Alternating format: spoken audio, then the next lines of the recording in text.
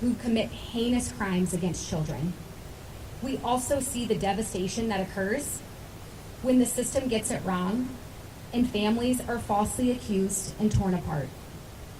We see these cases even more as we see an increase in medically fragile and chronically ill children, which has been a focus of mine and the MAHA Make America Healthy Again movement.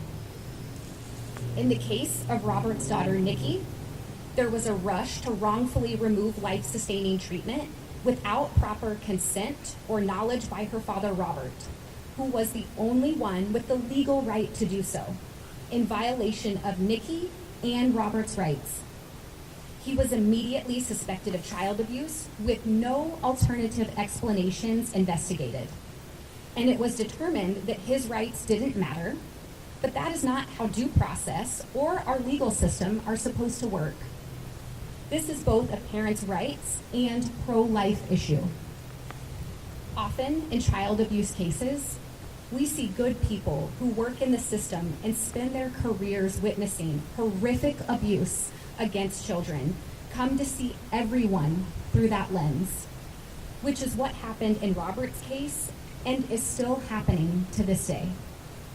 Because of these blinders, there was a lack of objectivity and a biased investigation throughout every part of this process, including his own publicly appointed trial attorney, who simply agreed with the prosecution that this was a classic shaken baby case. Brian Morton, the lead investigator who is now advocating for Robert, has admitted that their own bias kept them from investigating any alternatives other than he shook his child. These types of child abuse allegations still occur today, as does the rush to remove life-sustaining treatment from children by pressuring families or circumventing parents' rights. Nikki's life-sustaining treatment was withdrawn by family members who knew they didn't have the legal authority to consent, and without Robert's knowledge, while he sat in a jail cell without a criminal attorney to represent him and with his parental rights still intact. That should terrify every parent.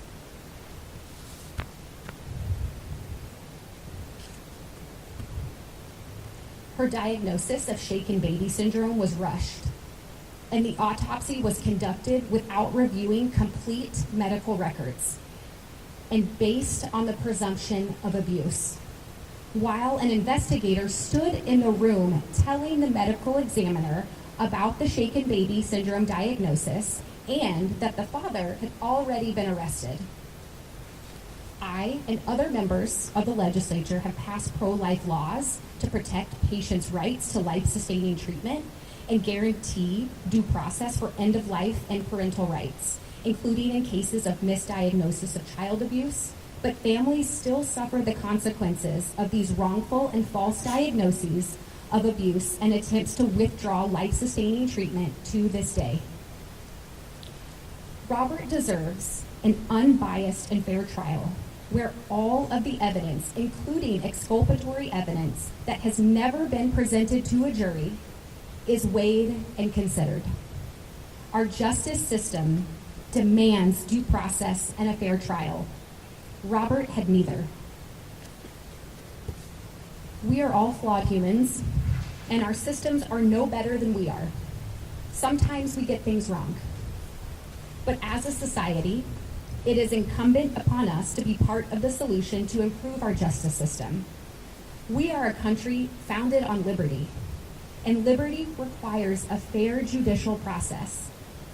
Our country and our justice system depend on this. We have an opportunity to get this trial right, a fair trial, for Nikki, Robert, and any family who has been or may yet be facing accusations of child abuse. I'm going to turn it over to the advocates and families here today whose stories demonstrate that this is a very real problem that any family in Texas can face.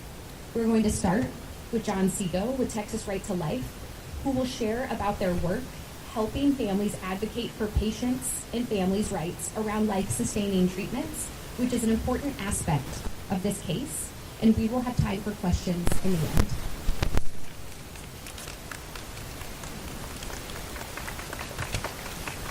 Thank you. My name is Dr. John Sego. I serve as the president of Texas Right to Life, and I'm a published bioethicist. I'm here today to draw attention to something that has been ignored generally in Texas and specifically in the discussion around this case: the unauthorized and hastened removal of life-sustaining treatment of hospitalized patients, including hospitalized minors. Texas Right to Life is the oldest and the largest pro-life organization in the state, and 20 years ago, we expanded our mission to protect patients' rights, including minors who are hospitalized, and there is pressure from hospitals and from doctors to withdraw that treatment. We have helped hundreds of families and protected vulnerable patients from newborns to those to patients in their 90s. As pro-life Texans, we are concerned about the systematic pressure to withdraw treatment, especially when there are legal questions and discussions of who is the proper surrogate decision maker to decide these life and death issues. We oppose the pro-euthanasia logic that says what happens in the hospital does not matter. The cause of death of the patient is ethically important, and that rush to withdraw life-sustaining treatment is something we adamantly oppose.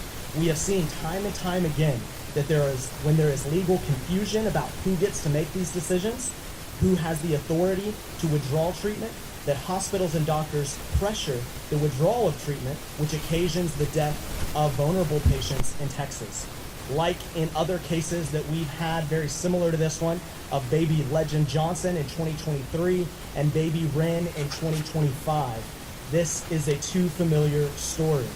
We are concerned that this aspect of the Roberson case has been neglected, and want to highlight that unfortunately this is not rare, but something that our judicial system, that our governor, and that the citizens should be concerned about.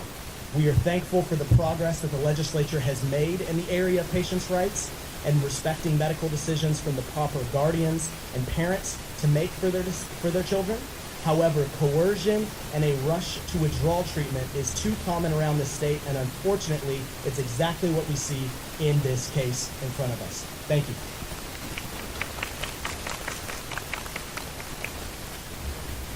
I'm Jeremy Newman. I'm the Vice President of the Family Freedom Project, and we work all across Texas to defend families, parental rights in particular, in CPS cases and other types of cases, and we work a lot in the legislature on bills related to those issues.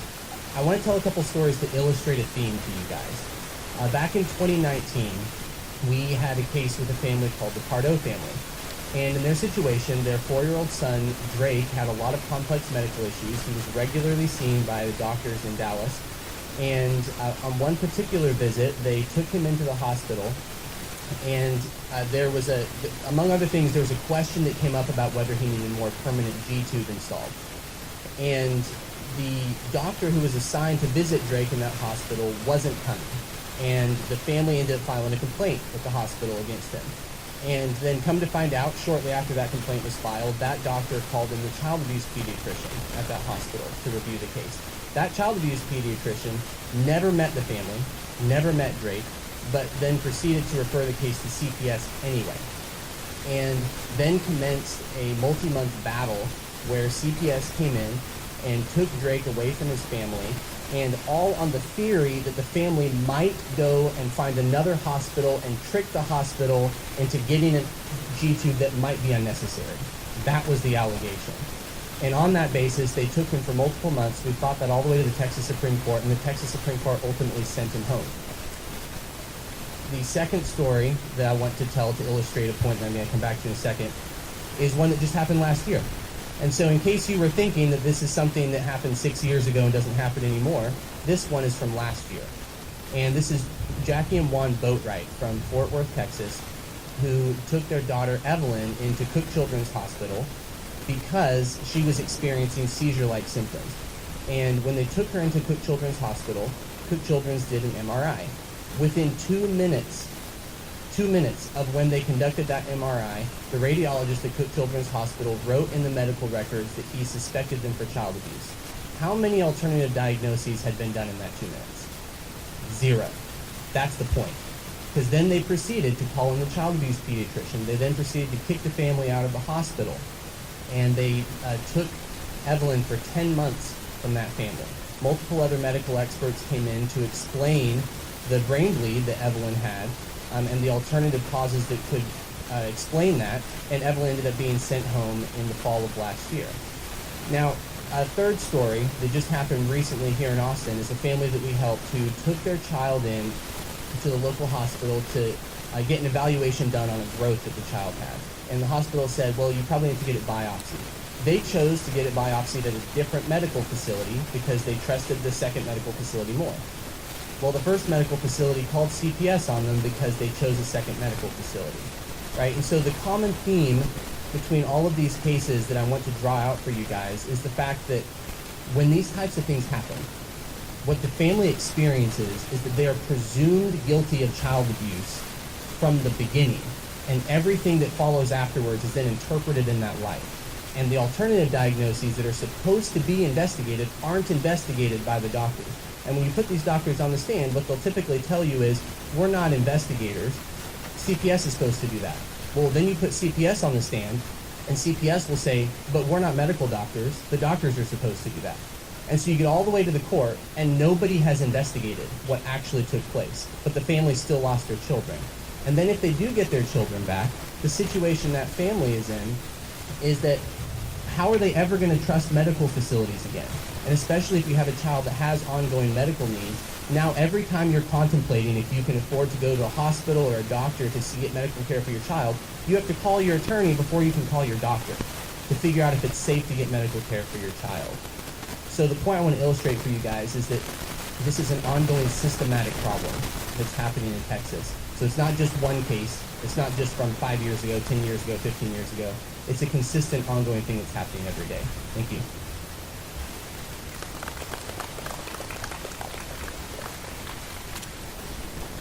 Hello, everyone. My name is Brad Scalis, and I'll do my best to keep this short, but that's going to be hard for me because I have a lot of passion for what we're doing here today. That passion comes from representing parents who have been falsely accused of shaken baby syndrome. I'm here as evidence as their attorney. Just like Jeremy said, what's happening here in Robertson's case is not an isolated tragedy. It's a systemic failure. Because child abuse pediatricians in children's hospitals all over the state and really the country are still using shaken baby syndrome. They're still using it to destroy families. Now, my clients, these parents, they're not on death row like Robert, but they're experiencing the same nightmare of having their children taken away from them based on a theory. And that's what shaken baby syndrome is. It's just a theory. It's a theory that's never been replicated by modern science. In science, if you can't replicate something, then you can't trust it. And if you can't trust it, then why are they still using it? But they are. I think most people assume or think that children's hospitals and child abuse pediatricians are relying on the most modern medical science. The truth is they're not. They're not. And I think the public is slowly beginning to learn this one case at a time. And we are fighting these claims one case at a time, one family at a time. And that's what's led me here today.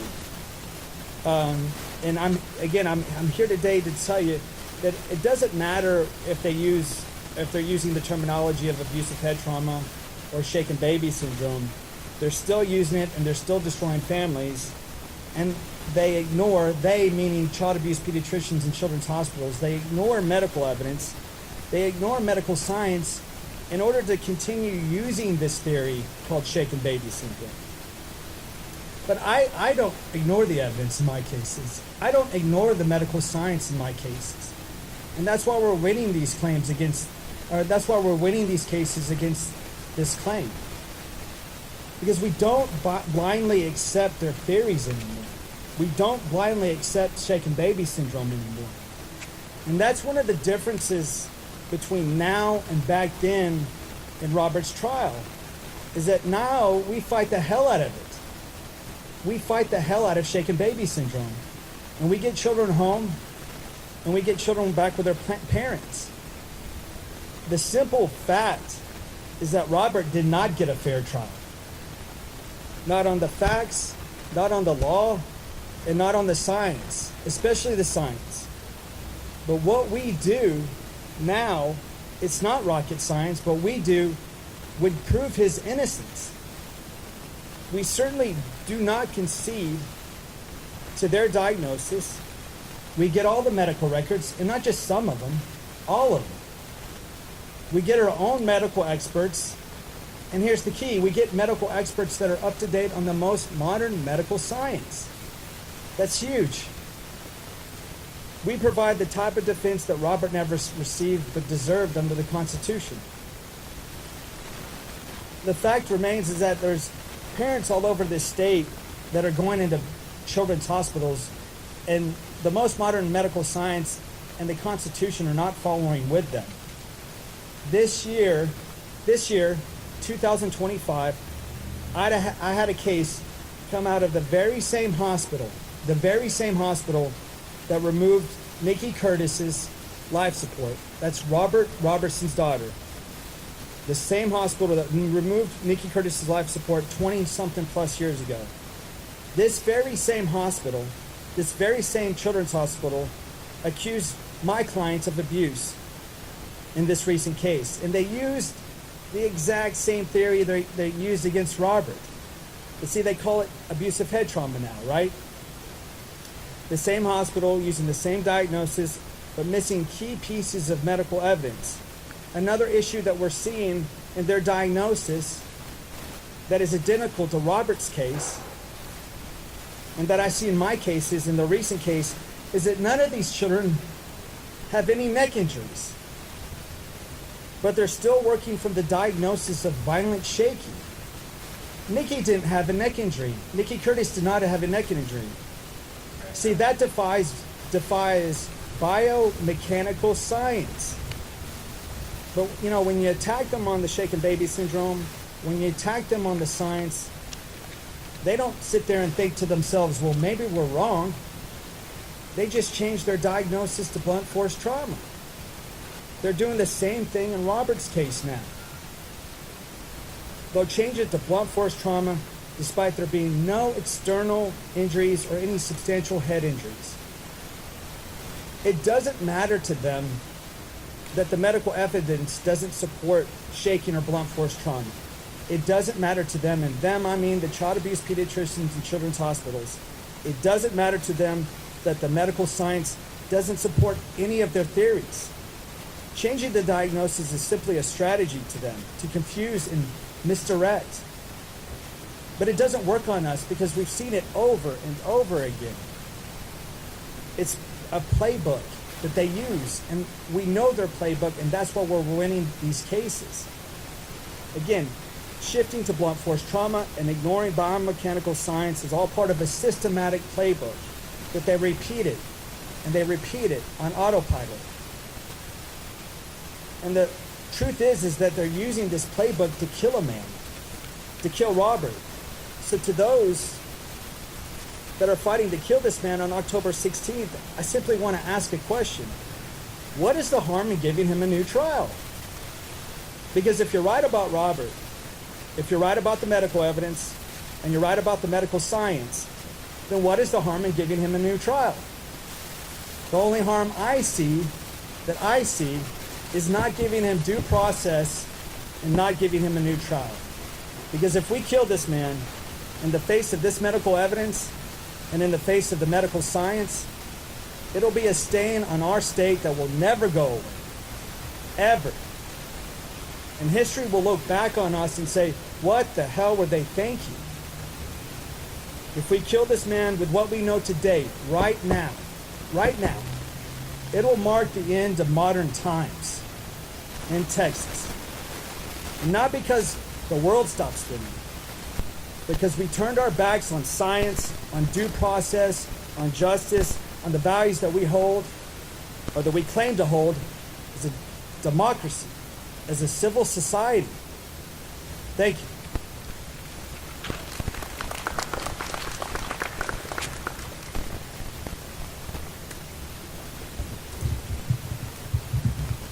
this adjusted for me. I'm a little shorter than Brad. My name is Shelley Troberman. Thank you all for being here. I am a longtime local attorney. At this point, I've been practicing for almost 20 years. In that 20 years, I spent some of that time as a Travis County prosecutor. I spent many years doing exclusively criminal defense. And at this point in my career, I spend a large portion of my time representing parents in cases very similar to the Robertson case. I say that just to let the audience know that I've seen these cases from all sides. I've seen how they're prosecuted. I've seen them from the criminal justice perspective, and now I see them every single day more on the CPS side. Robert Robertson's case happened in 2003.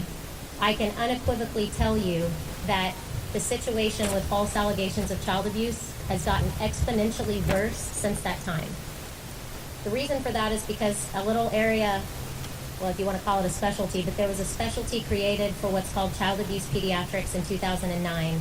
And when that happened, the allegations of child abuse went through the roof. It wasn't because more people began abusing their tiny infants. It was because we had a group of people whose sole goal is to look, find, bend over backwards, do gymnastics to create an abuse case where one doesn't exist. I can tell you that in less than 2 years, I have represented successfully and won 10 different false allegation of child abuse cases at the CPS level. The first stop on these cases is often what's called an adversary hearing, where the department is trying to make their case for why they should be able to remove children. If that first step is lost, it's very common for those people to go on to be criminally charged. And in the less than 2 years, I have had 10 of those involving allegations of shaken baby, abusive head trauma, non-accidental trauma. They have a whole ever-changing list of names that they call it. And we've won every single one of those cases. If that gives you any idea of the actual medical strength of the cases that they're bringing forward at this point.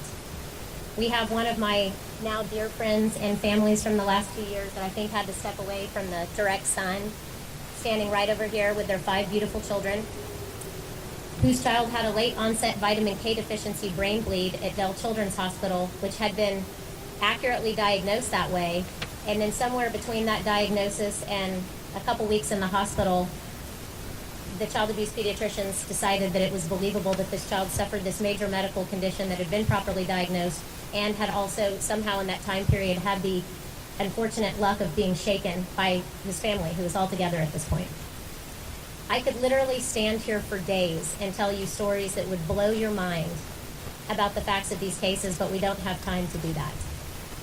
Every one of these families whose cases that I have taken at the CPS level are families who I would bet my own life on their innocence.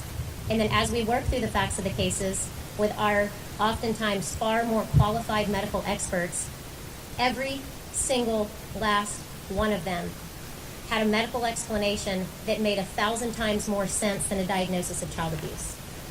To jump on what some of the other speakers have already said, they make the decision that they are suspicious for child abuse from the moment these people walk in the door, and they base it on a constellation of symptoms that for many years has largely been thought of to only have one possible cause.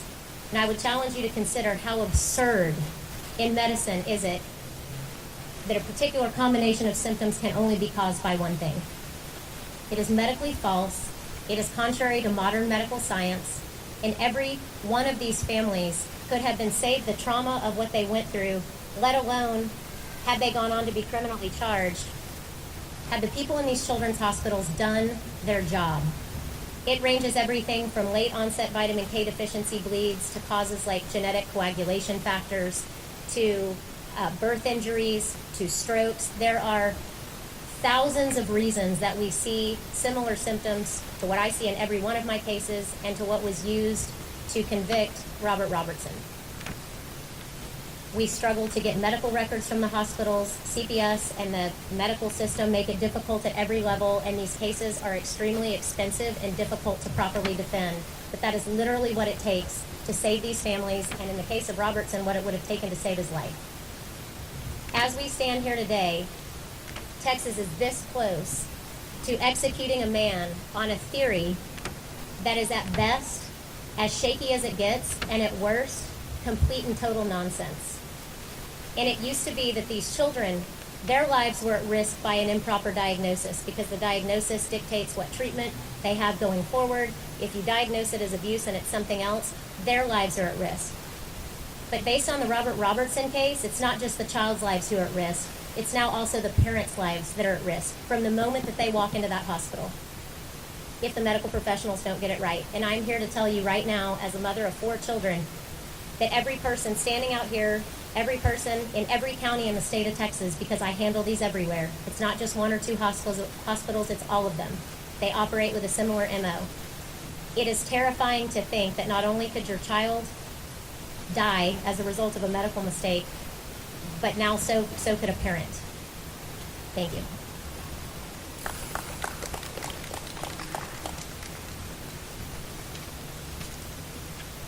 Thank you for being here. My name is Josh Burns. 10 years ago, I was convicted of a crime that I did not commit in the state of Michigan.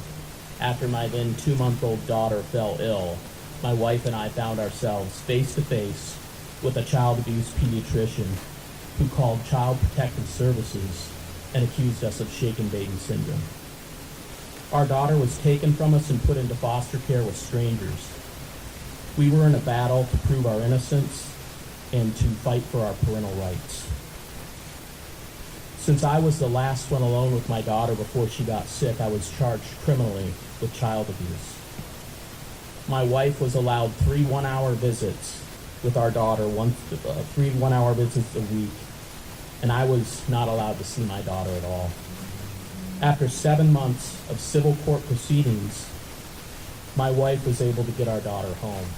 But that same day, I was given 1 hour to pack up my things and move out of our family home because I was still facing a criminal trial. I ended up being convicted, served 1 year in prison, and lost the first 2 years of my daughter's life. Finally, after a 10-year battle fighting for my innocence, I was exonerated and declared innocent last year, thanks to the tireless work of the University of Michigan Innocence Clinic and the Michigan Attorney General's Conviction Integrity Unit. 3 years ago, my family decided to relocate to Texas. Our belief was that Texas cherishes liberty, parental rights, and evidence-based science. But then I learned about Robert Roberson, a father on Texas death row who is now scheduled to be executed in 15 days. Based on the same scientifically unsound shaken baby syndrome hypothesis that had caused my family so much harm. I also have been made aware that Robert's parental rights were violated by the state of Texas and the hospital treating his daughter. Parental rights are vital to the integrity of liberty in the state of Texas and across our nation. We must ensure that the law protects parents who are falsely accused and whose families come under attack from a system that flips the burden and forces the parents to prove their innocence during investigations and agenda-driven diagnoses from child abuse pediatricians. In my case, we demanded a second opinion.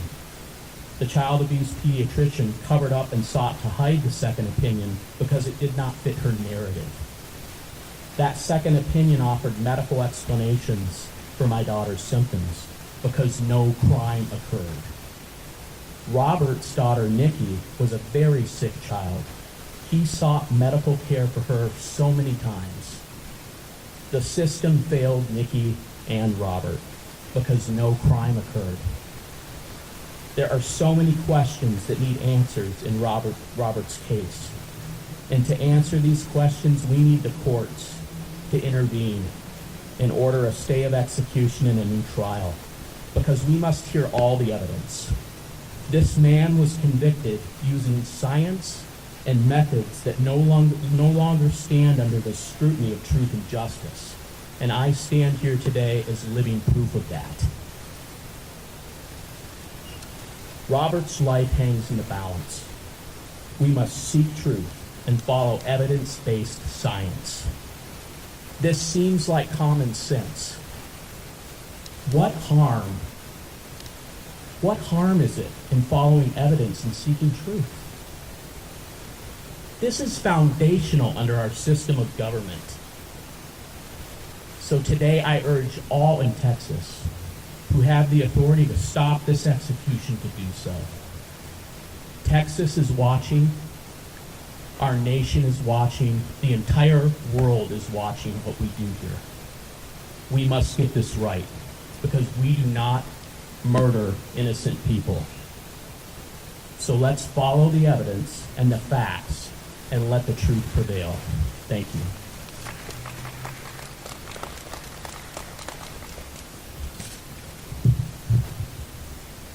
Good afternoon. My name's Andy Kahn. I'm Director of Victim Services for Crime Stoppers of Houston. I'm an ardent supporter of the death penalty. I helped push through bills that allowed capital murder for those who murder a child. I'm also responsible for pushing through policy for allowing victims' families to witness executions. Factually, I've been to 9 executions with victims' families myself, so I know exactly what I'm talking about here. Nikki Curtis was only 2 years old. Crime Stoppers is an organization rooted in protecting victims. We start with the truth.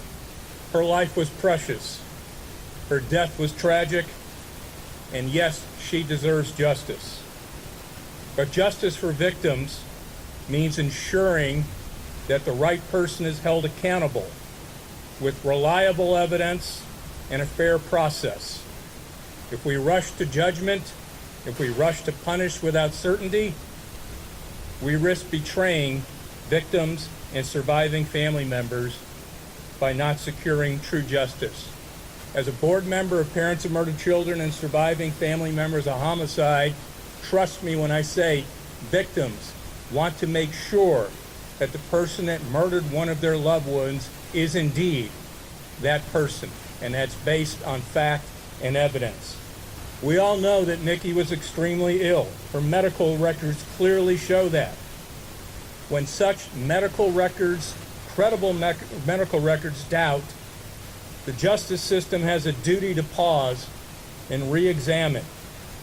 Capital punishment is irreversible, and executing someone in the face of genuine scientific dispute risks both killing the wrong person and most definitely undermining public faith in justice.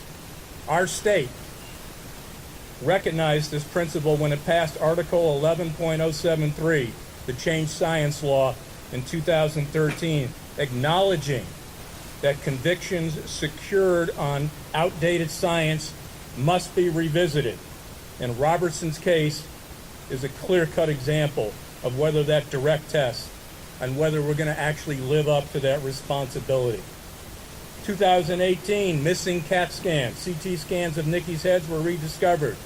Radiology expert reviewed them and concluded a single minor impact consistent with a short fall from a bed, not multiple traumatic injuries.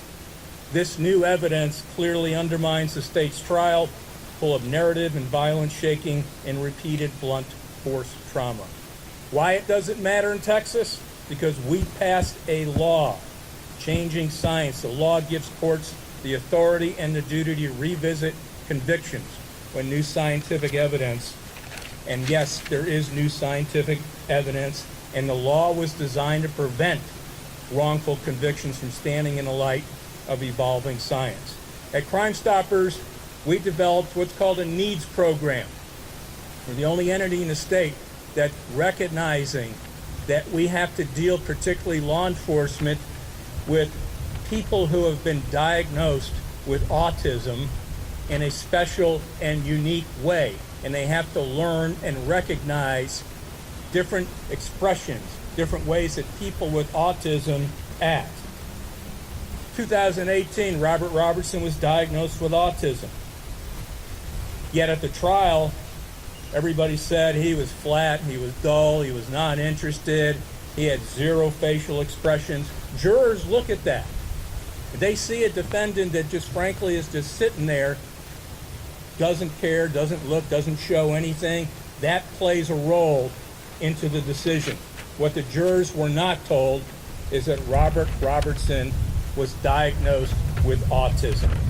Jurors need to see credibility, they need to see the deception, and that's what happened in this case, and they need to be made aware of that.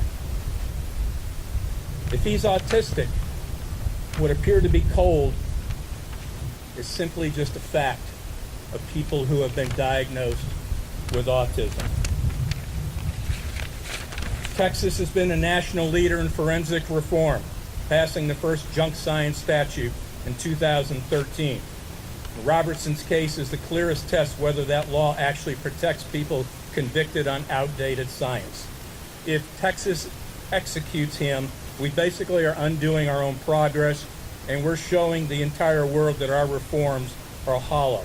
This undermines Nikki's legacy, because victims deserve a justice system that truly learns and improves.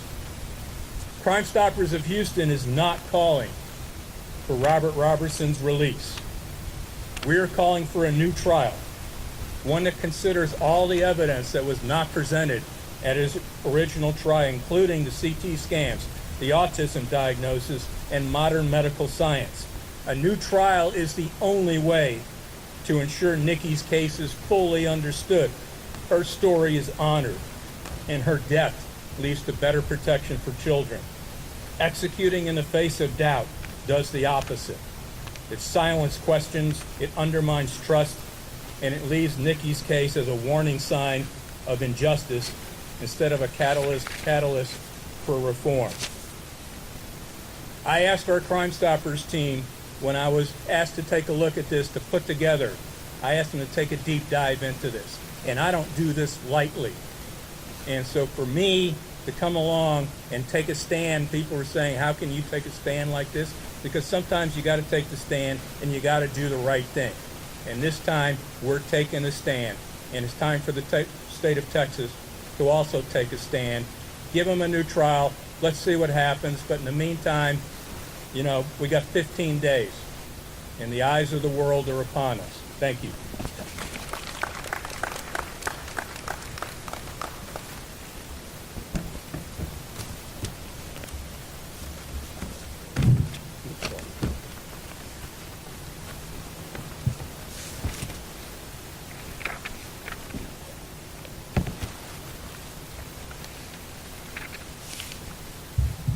Good afternoon. My name is Doug Deason. I am a Republican donor.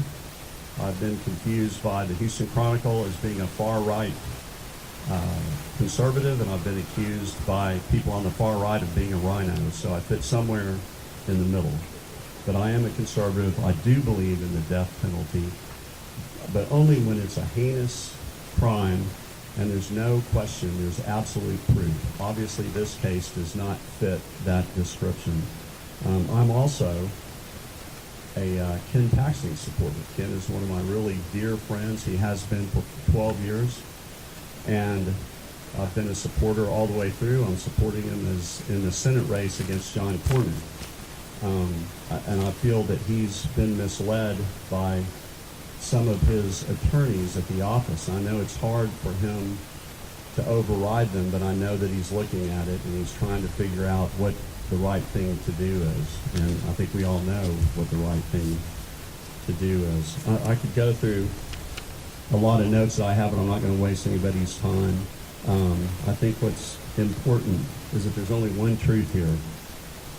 Was she shaken, as the state said during the trial, or was she beaten, as being claimed now? If she was a victim of shaken baby syndrome, then under our current junk science laws, Robert must be given a new trial because of how that hypothesis has come into doubt in the past 20 years. And the new claim is that Nikki was beaten so viciously that she died.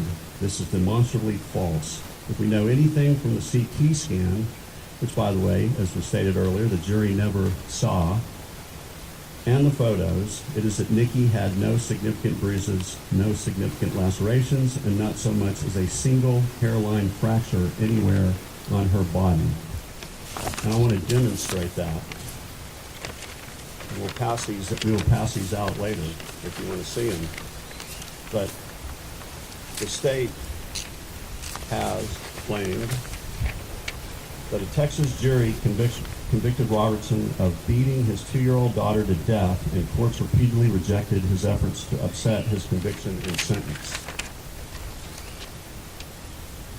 So that's our state's claim right now, state of Texas. Here is a picture of Nikki. It's not the ones that have been used in courts, not the one that the Attorney General's office uses today. This is one that was taken after she died during the autopsy, before the autopsy. Here are more pictures. As you can see, there's no bruising, there are no lacerations, there's no damage. So what they're using are post-autopsy photos where they've gone in, doctors have gone in with scalpels and cut into her. So it's completely false. That's what was used as evidence. So I want to ask.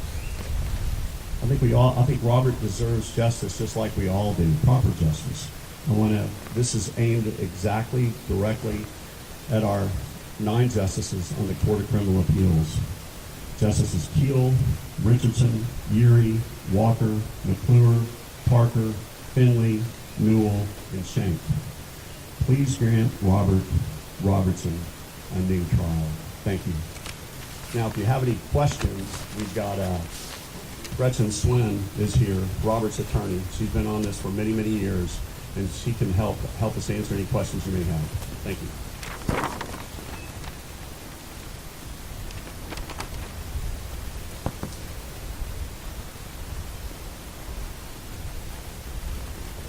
Hello, I don't have any prepared remarks, and I'm truly humbled and really overwhelmed by what you witnessed here.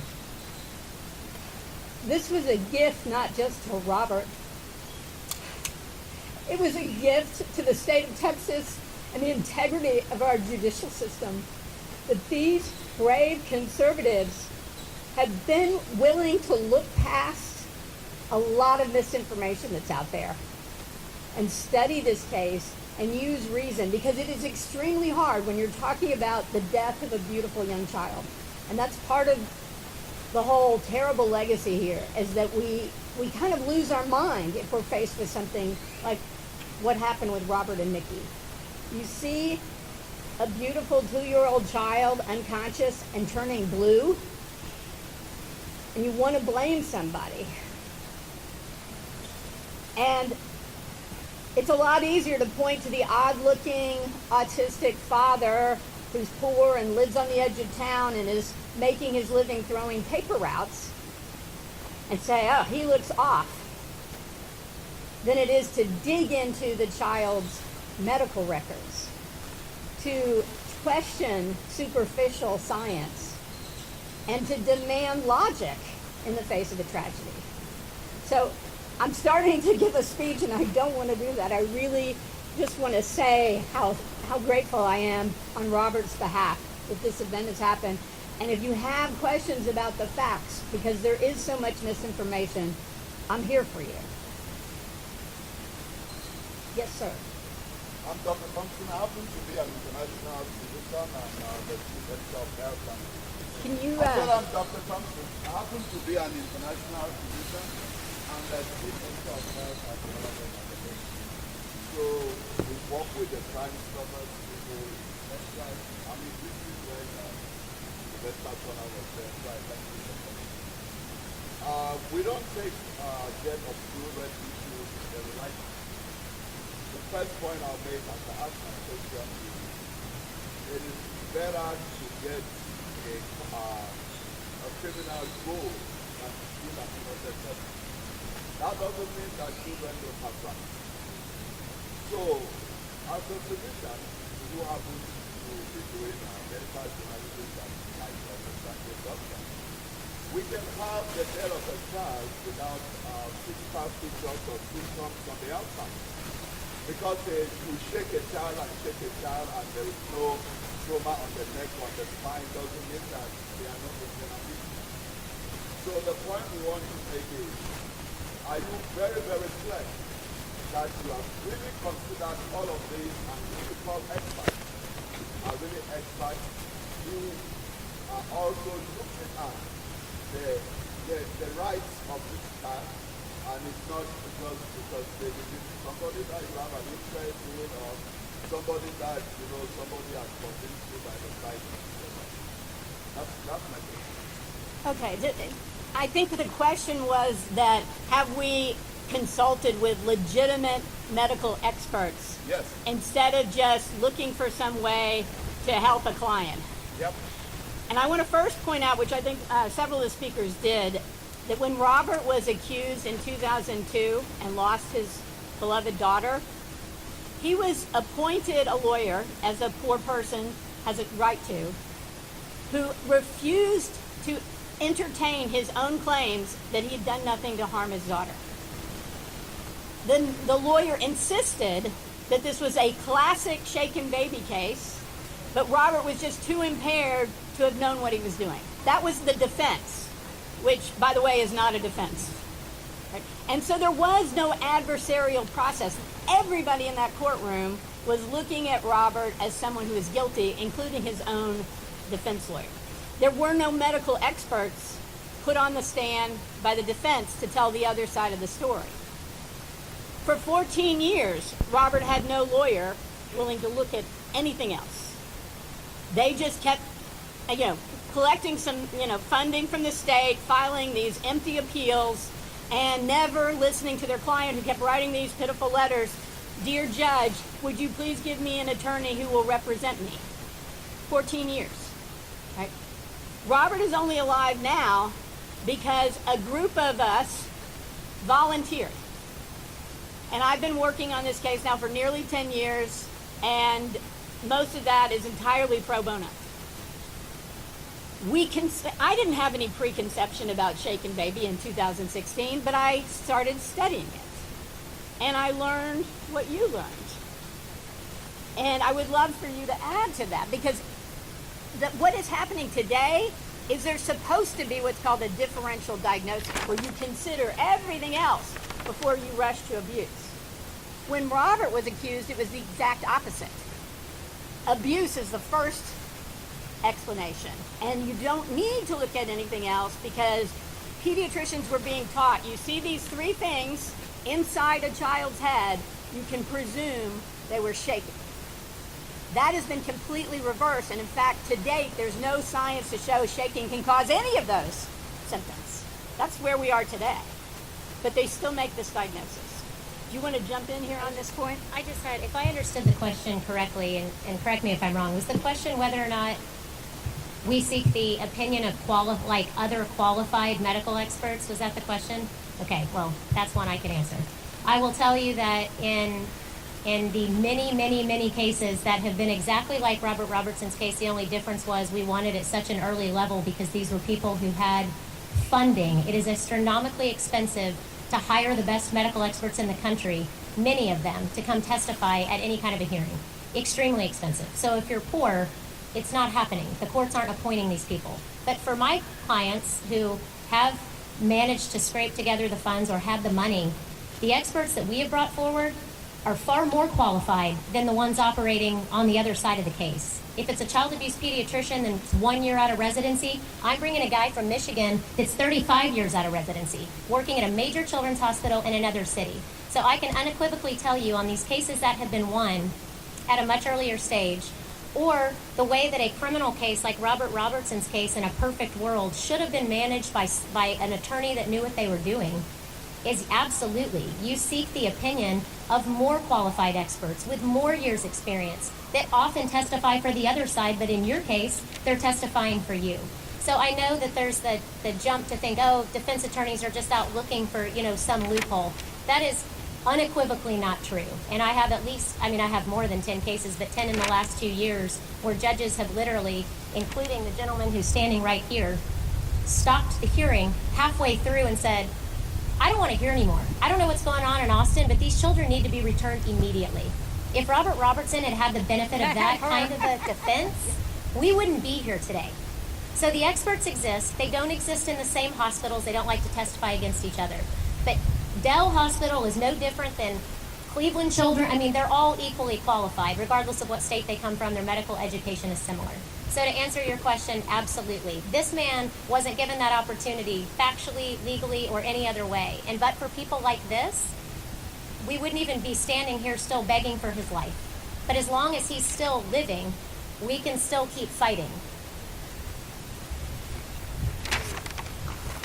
I just wanted to add to that, that the medical experts that we're using to win our cases and get children back, some of those experts are the same experts that were on the team that Gretchen Sween is using for Robert's case.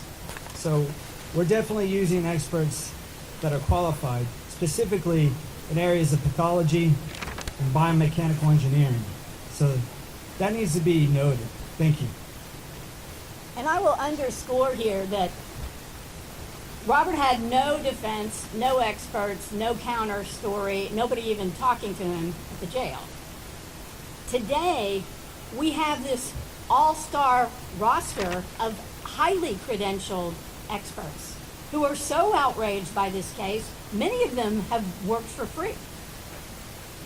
Robert's case is exceptionally outrageous, and yet none of their detailed reports about Nikki's chronic health issues, about her undiagnosed pneumonia, about the respiratory suppressing medications that were prescribed to her by the same doctors who missed the pneumonia the very last week of her life, Phenergan and codeine for a 2-year-old who's having breathing issues. None of this, and you've heard over and over again the mention of the CAT scans. Nothing about the CAT scans have been discussed yet in this case, not at trial, not in any court decision. This is exculpatory evidence because it counters this whole narrative that there was some beating, even if there wasn't shaking. Do you have a question?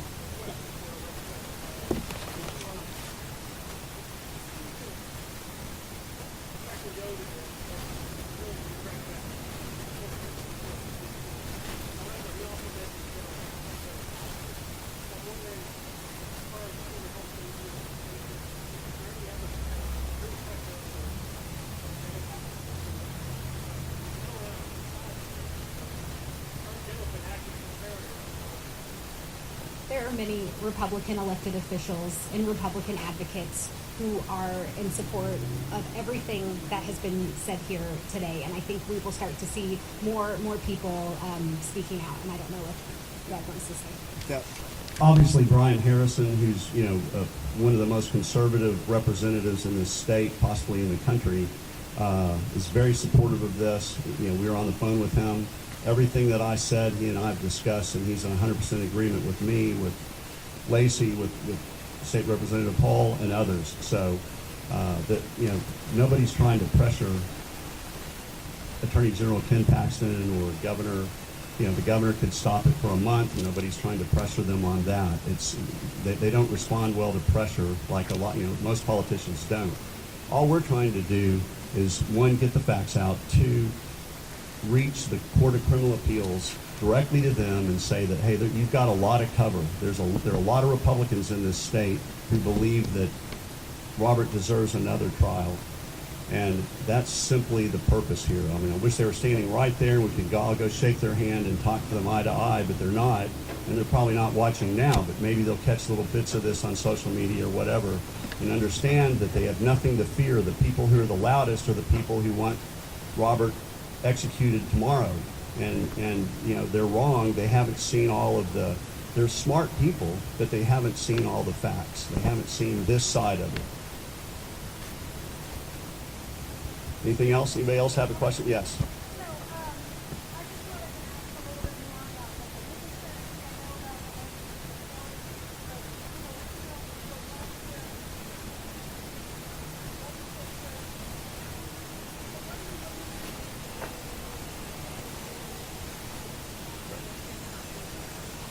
Okay, legal strategy. I heard that.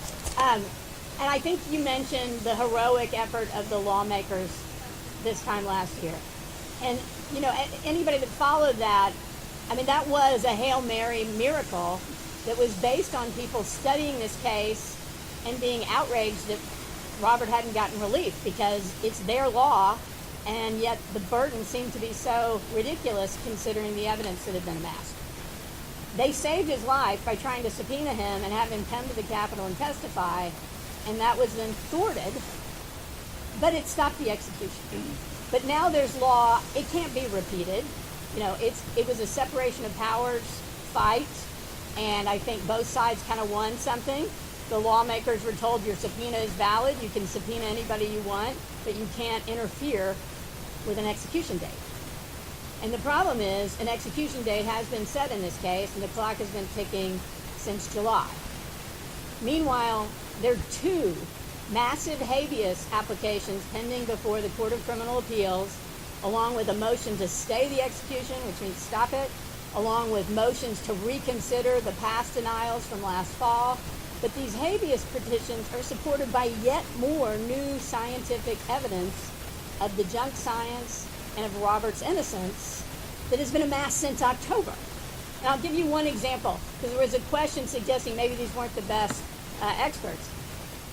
Michael LaPosada, formerly of Harvard Medical School, full professor there, came to Texas to head the pathology department at UTMB, a very prestigious institution here in Texas.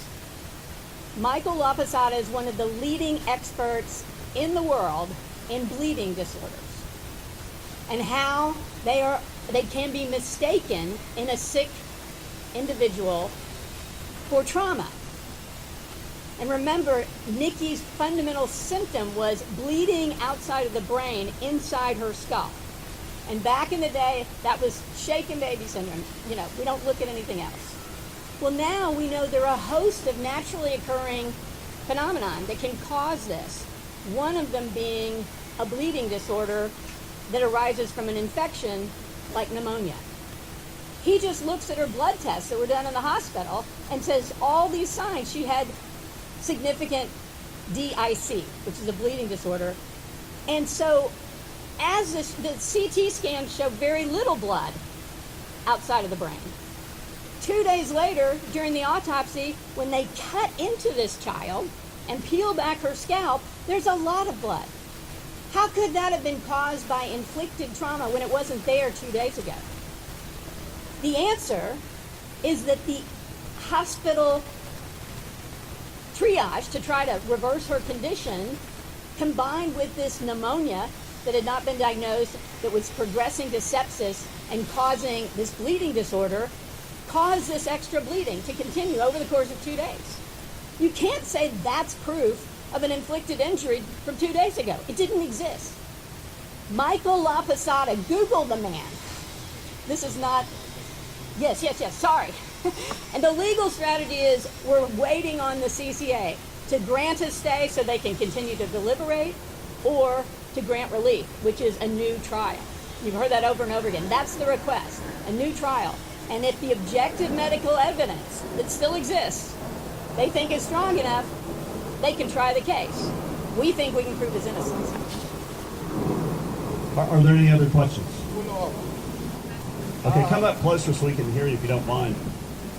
Every good prosecutor is looking at motive. And I'm sure there must have intended something to do the report. So if they need, what is the defense against the motive for the accused? For motive? Because every prosecutor never presented any motive. There was never a presentation of motive. There is no motive. It's absurd. So let me just wrap up here real quick and say that I visited on Labor Day 24. I visited Robert with Bobby Lumpkin, who's now our executive director of the Texas Criminal Justice Department, the prison system. Before that, at that time, he was the director of prisons with Brian Collier, who had his role before. And Bobby and I went and we spent an hour with Robert. And Robert was, a humble man. He is not, a high IQ person, but he is a sweet, person and a sweet man who loves his Lord and loved his daughter. And he loves his daughter now. And obviously she can't be returned to him. And he spent well over 20 years in prison. In any rational, sane court, this would not be capital murder. Even if he was guilty, it would be at best be manslaughter, and he would already be out.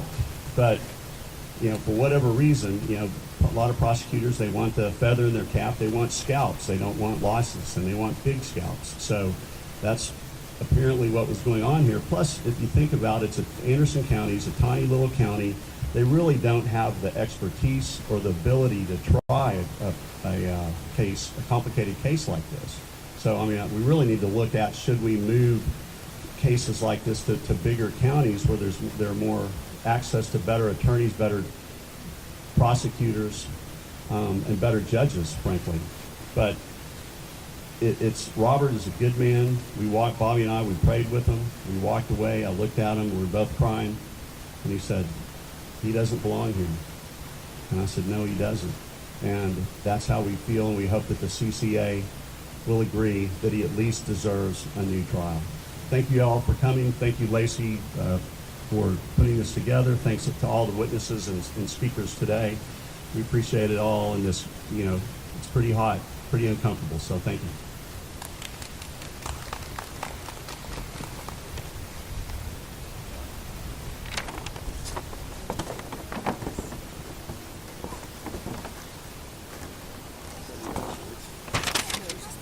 Oh, yeah. Okay.